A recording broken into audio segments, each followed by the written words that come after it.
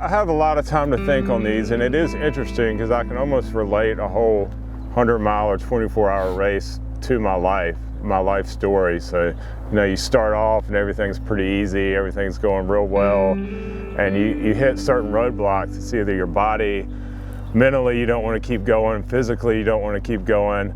And it's just like life, you hit certain moments and you're like, man, this is really hard. I don't want to do it anymore. I should just give up. Why am I even out here? And then eventually you work through those moments and you come out better on the other side, which is the same way I've found about, you know, most of my life is, you know, things are going to get bad, but I just keep doing what I'm doing, keep putting one foot in front of the other, and things are going to turn out better eventually if I keep doing the right thing.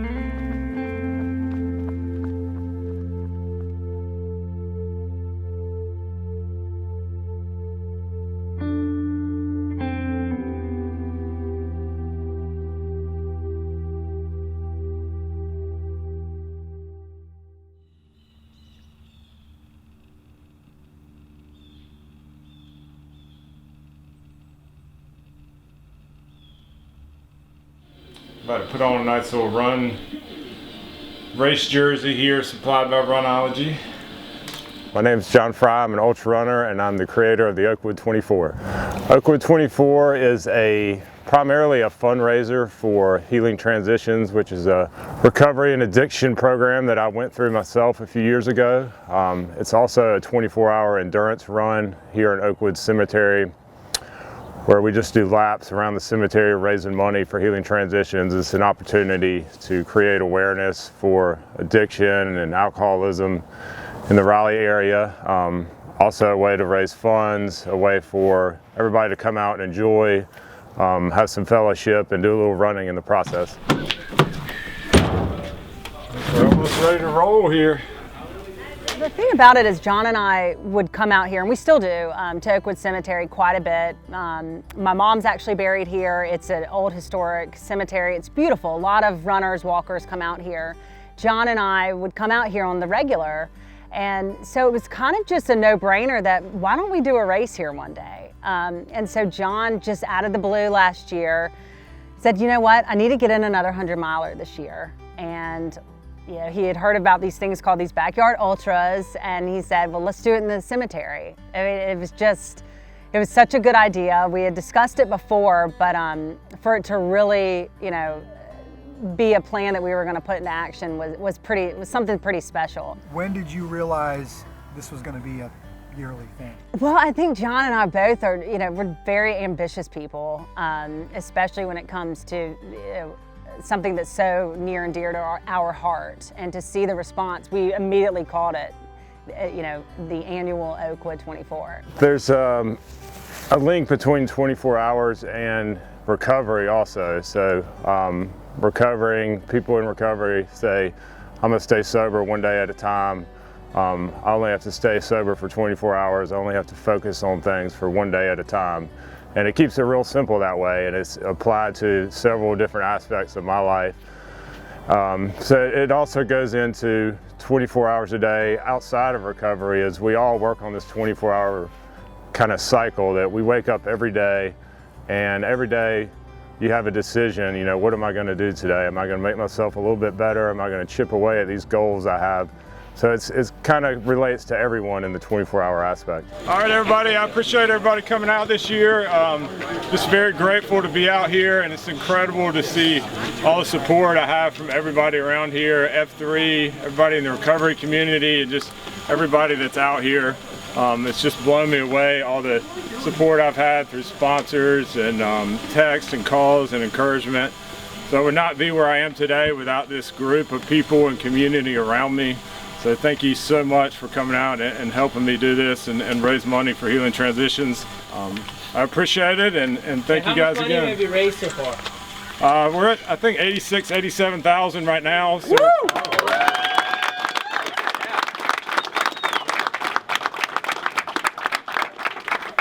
We're trying to get to 100 by the end of this event, so encourage people to come out, encourage people to donate, and most importantly, just have a good time. Find somebody that you don't know well, interact with them, get to know their story, share your experience. That's what this thing is all about. 5, 4, 3, 2, 1.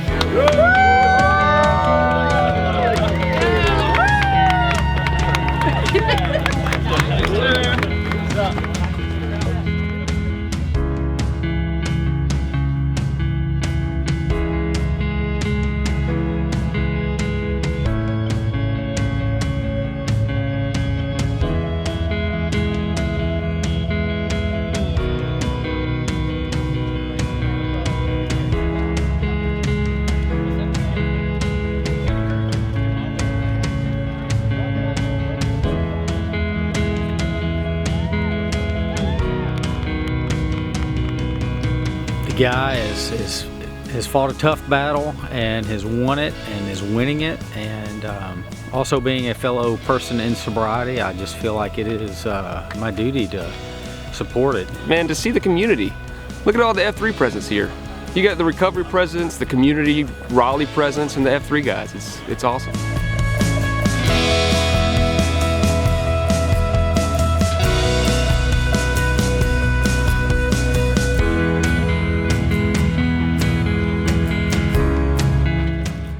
All right, guys, so this next hour here, we're going to dedicate to a dear friend of mine that we lost this summer. His name was Alec Romulus, very close friend of mine that passed away and left us on June 16th of this year. Being here and taking a stand for this is just taking a stand for like what we know is right. Supporting each other, no matter what. So, thank you.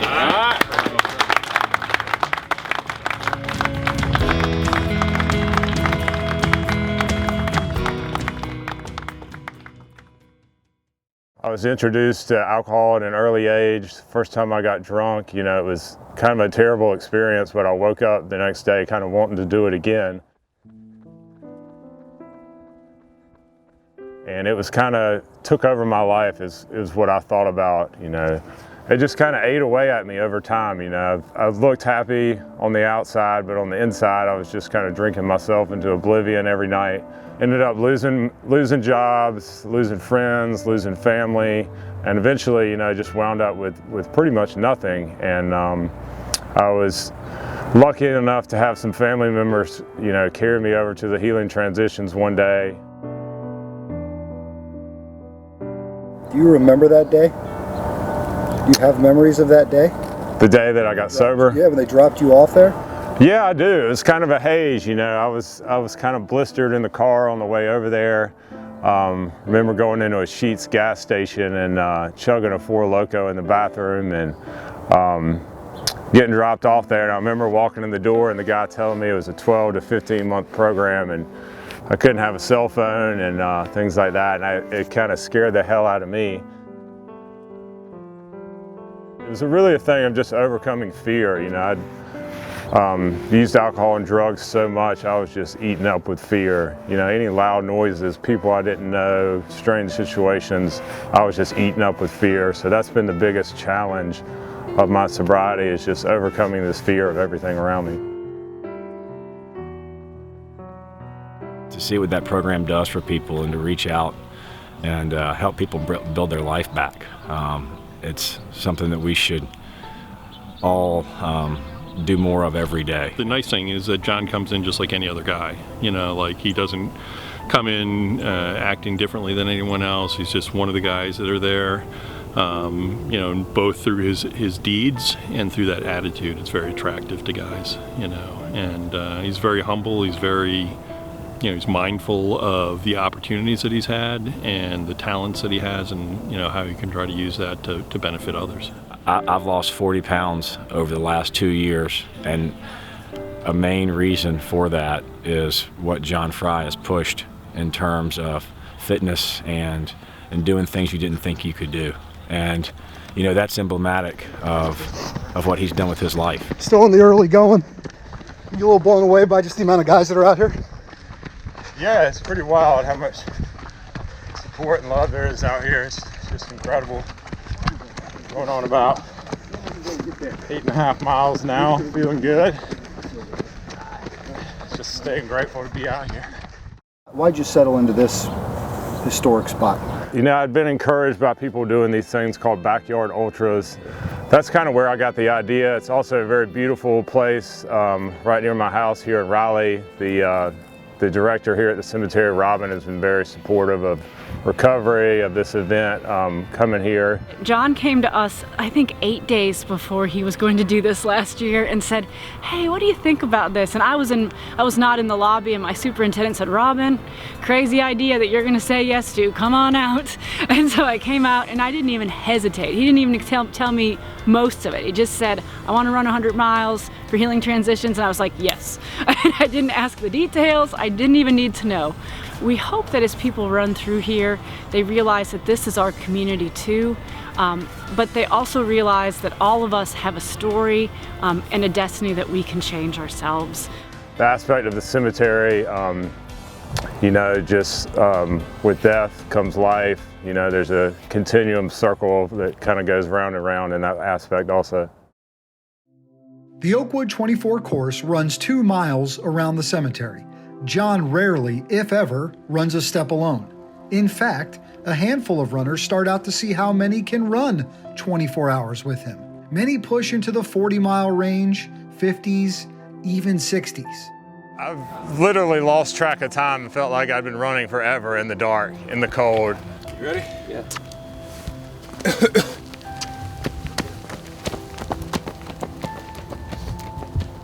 All having to eventually drop, unable to keep stride with Frey all the way.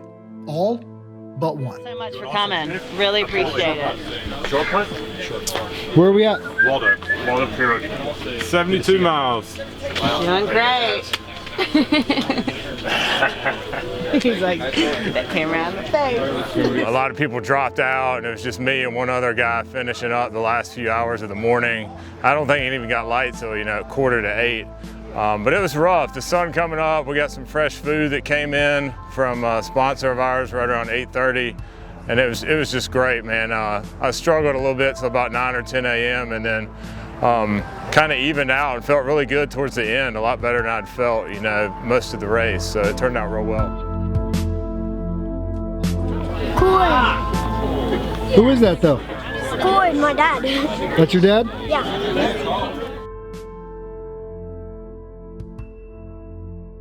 So me and Davis were kind of, you know, unspoken words looking at each other as the morning was going on, like, man, this is tough. It's a little after 11. These two right here, Davis and Jon, are closing in on 90 miles. We're getting there, everybody. They're doing great. Feeling a little sore right now. It got light. He was that far into this thing. I know he was struggling a little bit. My wife, Jackie, talked to him some. Jackie talked to me at mile 92, and I was in a bad way. We were creeping up on 24 hours. And in my mind, I'm like, I got to get to 24 hours. And she came to me and she said, we need to talk. And the conversation was, you're doing 100. We're going to stay here until you finish. So that's what we did. We did 100. Two more. Get it. Unfortunately. Hey, everybody. I just wanted to go ahead and thank everybody for coming out. It's been just an amazing event. You know, I'm so grateful that everybody's come out and supported me. You know, I had 12, 15 people with me through the entire night, and huge crowd here right now, huge crowd at the beginning. So I'm very humbled to be out here.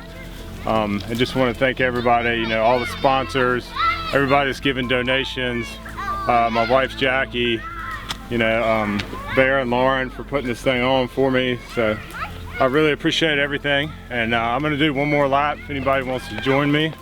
So come on out. And also we're very close to hitting our goal of $100,000. I think we're about 2,000 short. So if you know anybody that's looking to get rid of some money, give them a call.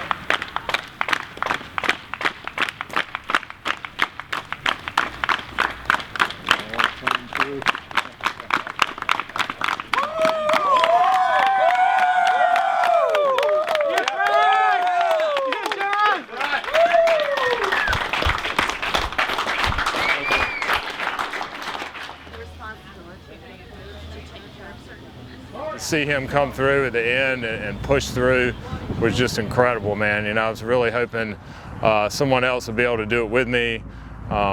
You know, just him gritting it out was really phenomenal.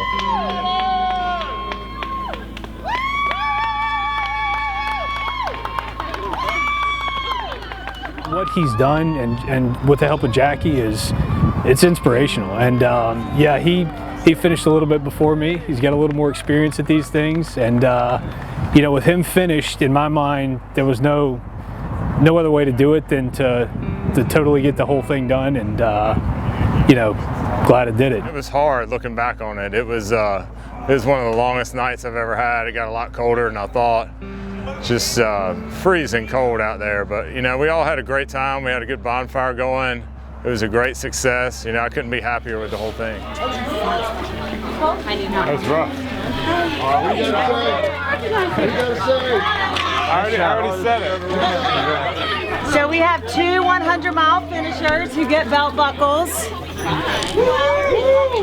Presentation. We have Davis Jones and Jon Frey, both get their belt buckles.